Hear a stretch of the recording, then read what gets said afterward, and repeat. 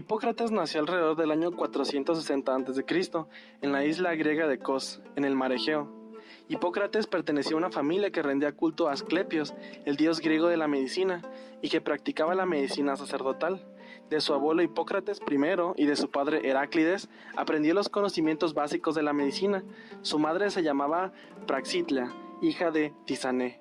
Hipócrates tuvo dos hijos, Tésalo y Draco, y al menos una hija. Desde joven viajó de ciudad en ciudad atendiendo a los enfermos. Durante esos viajes recibió las enseñanzas de grandes maestros y alcanzó una gran reputación como médico. Años después volvió a Kos, donde fundó una escuela de medicina, la Escuela de Hipócrates. Después se trasladó a Larisa, una importante ciudad de la región griega de Tesalia, donde estableció otra escuela. Hipócrates enseñó y practicó la medicina durante toda su vida, viajando al menos a Tesalia, Tracia y el mar de Mármara. Esculapio para los romanos fue el dios de la medicina y la curación, venerado en Grecia en varios santuarios. El más importante era el Epidauro en el Peloponeso, donde se desarrolló una verdadera escuela de medicina. Se dice que la familia de Hipócrates descendía de este dios. Sus atributos se representan con serpientes enrolladas en un bastón, piñas, coronas de laurel, una cabra o un perro. El más común es el de la serpiente, animal que según los antiguos vivía tanto sobre la tierra como en su interior. Asclepio tenía el don de la curación y conocía muy bien la vegetación y en particular las plantas medicinales. En cuanto a los rituales que se practicaban en ese lugar, son ofrendas o sacrificios al dios de acuerdo con los medios, y el suplicante entonces pasaba la noche en la parte más sagrada del santuario, llamada abatón. Se informaban de todos los sueños o visiones a un sacerdote, quien presidía el tratamiento adecuado por un proceso de interpretación. En algunos templos de curación también se usaban perros sagrados para lamer las heridas de los enfermos peticionarios. De hecho, el juramento hipocrático original se iniciaba con la invocación: juro por Apolo médico y Esculapio, y por Higía, y por Panacea, y por todos los dioses.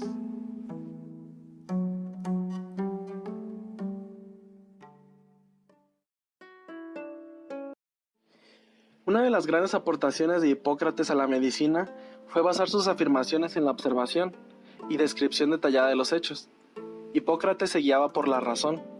Observó los síntomas y los signos de las enfermedades con mucho detenimiento, y fue uno de los primeros en rechazar las supersticiones, leyendas y creencias populares que señalaban como causantes de las enfermedades a las fuerzas sobrenaturales o divinas, y a pensar en que las enfermedades no tenían una explicación religiosa o sobrenatural.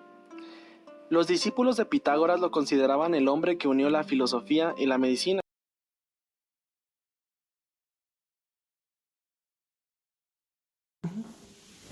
Buenos días, en esta ocasión vamos a platicar para los muchachos de Historia de la Medicina sobre el juramento hipocrático. Debemos reconocer que el juramento hipocrático es el texto filosófico más importante que se ha tenido en el gremio médico. Ha servido a generaciones y generaciones sobre el actuar en el acto médico, sobre el comportamiento del mismo y pues sobre las habilidades sociales que debe tener finalmente el médico. Y nos habla, entre otras cosas, del respeto que se tiene a los maestros, el respeto que se debe tener a los maestros, el respeto a los pacientes, y nos habla de la secrecía, nos habla de mantener esa confidencialidad que se genera con un paciente en esa relación clínica en donde hay dos elementos, la conciencia y la confianza. La conciencia del médico de lo que está haciendo debe ser lo correcto, y la confianza de un paciente que va a solicitar ayuda para su sufrimiento o para su enfermedad. Contribución directa de Hipócrates a la medicina. Una de ellas fueron los dedos con acropaquia en un paciente con síndrome de Eisenmenger. Fue descrita por primera vez por él y es conocida con el nombre de dedos hipocráticos. Hipócrates y sus seguidores fueron los primeros en describir muchas enfermedades y trastornos médicos, y a él se le atribuye la primera descripción de la acropaquia, que es un signo clínico importante en la enfermedad pulmonar obstructiva crónica, el cáncer de pulmón y en la cardiopatía cianótica. También fue el primer médico que escribió la carta hipocrática en su obra Prognosis, del libro de pronósticos. Shakespeare hace alusión a esta descripción cuando escribe sobre la muerte de Falstaff en el acto 2, escena 3 de su obra Enrique V. Hipócrates también empezó a clasificar las enfermedades en agudas, crónicas, endémicas y epidémicas, y utilizar términos como exacerbación, recaída, resolución, crisis, paroxismo, pico y convalescencia, términos que todavía tienen un uso destacado en la práctica médica. Otras de las grandes contribuciones de Hipócrates son sus descripciones de la sintomatología, el tratamiento quirúrgico y el pronóstico del epitema torácico, que es una supuración del revestimiento de la capa torácica. Sus enseñanzas todavía son relevantes para el estudiante de neumonología y cirugía de hoy en día. Hipócrates fue el primer cirujano torácico de quien se tiene constancia y sus descubrimientos todavía son válidos en su mayoría. La Escuela Hipocrática de Medicina describió correctamente las enfermedades del recto y su tratamiento a pesar de la pobre teoría médica desarrollada hasta entonces. Por ejemplo, las hemorroides, que aún se creían que eran provocadas por un exceso de bilis y flema, eran tratadas por los médicos hipocráticos con técnicas relativamente avanzadas. La cauterización y la escisión son descritas en el corpus hipocrático junto con otros métodos más recomendados en la actualidad, como ligar las hemorroides con una pequeña tira de caucho impidiéndole llegar el flujo de sangre y secarlas con una plancha caliente. También se sugieren otros tratamientos como la aplicación de diversos ungüentos. Hoy en día el tratamiento de las hemorroides todavía incluye la quemadura, el estrangulamiento y la escisión. Además, algunos de los conceptos fundamentales de la proctoscopía descritos en el corpus todavía son útiles, como por ejemplo el uso del espéculo rectal.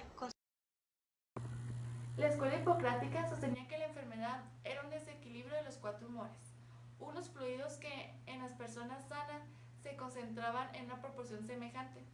Cuando los 4 humores, sangre, bilis negra, bilis amarilla y flema, se desequilibraban, se le denominaba diclesia, que se refería a una mala mezcla. El individuo enfermo permanecía enfermo hasta que este equilibrio se recuperaba. La terapia hipocrática se concentraba en restaurar este equilibrio. Por ejemplo, se creía que tomar cítricos era beneficioso cuando había un exceso de flemas. Según Hipócrates, la alimentación también tiene que variar según el clima y la estación, ya que creía que esto influía en los 4 humores.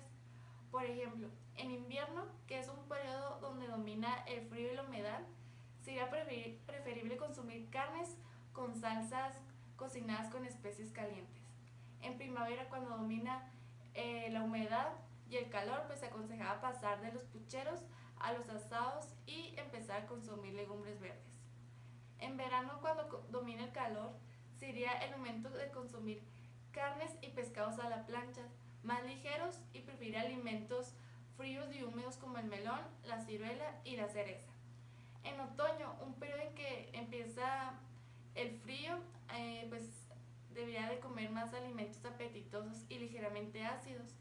Así, esto pues decía que podía expulsar la melancolía. Y también pues esto sería reducir el consumo de vinos y frutas. La escuela hipocrática sostenía que la enfermedad era un desequilibrio de los 4 humores, unos fluidos que en las personas sanas se concentraban en una proporción semejante. Cuando los 4 humores, sangre, bilis negra, bilis amarilla y flema, se desequilibraban, se le denominaba diclesia, que se refería a una mala mezcla. El individuo enfermo permanecía enfermo hasta que este equilibrio se recuperaba. La terapia hipocrática se concentraba en restaurar este equilibrio. Por ejemplo, se creía que tomar cítricos era beneficioso cuando había un exceso de flemas. Según Hipócrates, la alimentación también tiene que variar según el clima y la estación, ya que creía que esto influía en los 4 humores. Por ejemplo, en invierno, que es un periodo donde domina el frío y la humedad, sería preferible consumir carnes con salsas cocinadas con especies calientes. En primavera, cuando domina la humedad y el calor, pues se aconsejaba pasar de los pucheros a los asados y empezar a consumir legumbres verdes. En verano, cuando domina el calor, sería el momento de consumir carnes y pescados a la plancha, más ligeros, y preferir alimentos fríos y húmedos como el melón, la ciruela y la cereza.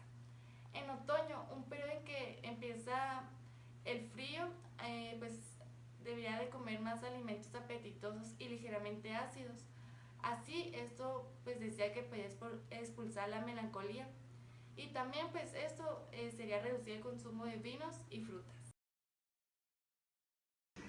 El corpus hipocrático es un compendio de 60 obras, todas escritas en griego jónico.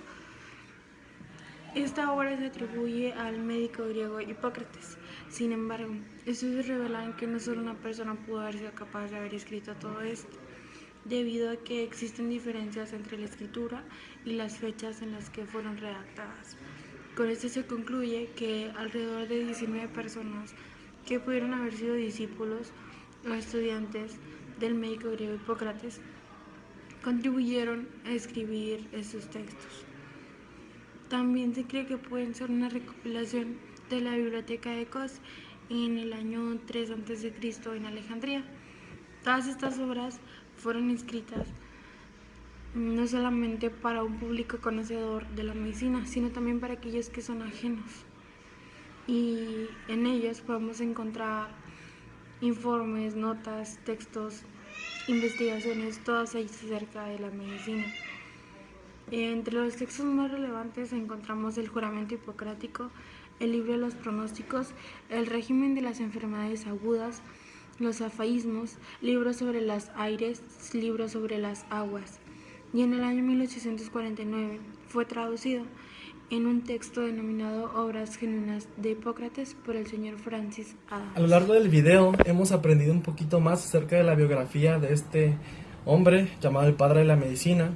Hemos aprendido un poco de las aportaciones que él dejó al campo médico y al principio y a los valores de aquellos que se dedican al cuidado de la salud. Para finalizar, me gustaría poner un énfasis en que Hipócrates no solamente se enfocó en el porqué de la enfermedad, sino en el paciente y en tratar al paciente en vez de tratar la enfermedad. Hoy día hay prácticas que ponen fin a casi todo el legado que Hipócrates nos dejó, como la ley del aborto, como a la eutanasia. Hipócrates señaló muchísimas veces que el deber del médico era preservar la vida y no acabarla. Una parte del juramento hipocrático dada por Luis Lasaña dice así, y cito: «Recordaré que la medicina no solo es ciencia, sino también es arte, y que la calidad humana, la compasión y la comprensión pueden ser más valiosas que el bisturí del cirujano o el medicamento del químico. Tenemos una gran responsabilidad en seguir y en poner en alto este legado que Hipócrates, el padre de la medicina, nos dejó».